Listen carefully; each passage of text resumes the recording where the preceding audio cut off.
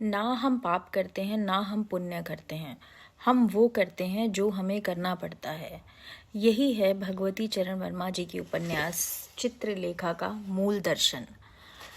ये एक बहुत ही बड़ा किंतु एक असहज सत्य है।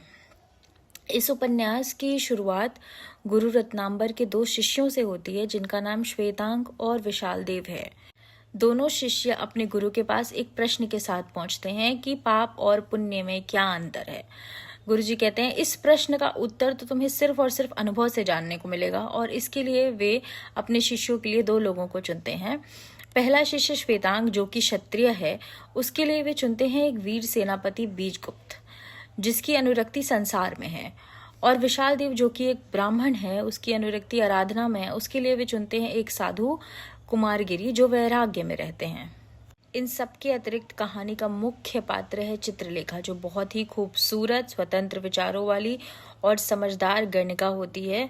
और वो अपने आप को समाज की किसी परिभाषा में नहीं बांधती। कहानी के अंत में चित्रलेखा प्रेम और समझ के बावजूद अकेली रह जाती हैं और समझ जाती हैं कि समाज उनके चुनावों को कभी पूरी तरह से स्वीकार नहीं कर पाएगा। बीजगुप्त अपने व्यक्तिगत सुख को त्याग कर राजधर्म और कर्तव्य का पालन करते हैं, और यही संघर्ष उनका अंत होता है। और कुमारगिरी ये समझ जाते हैं कि उनका वैराग्य पूरी तरह से पूर्ण नहीं हो पाया है। वे अंदर से अभी भी वैराग्य को पूरी तरह अपना नहीं पाए। इस कहानी से हमें समझ में आता है कि मनुष्य परिस्थितियों का दास है। वो परिस्थितियों के चलते विवश है।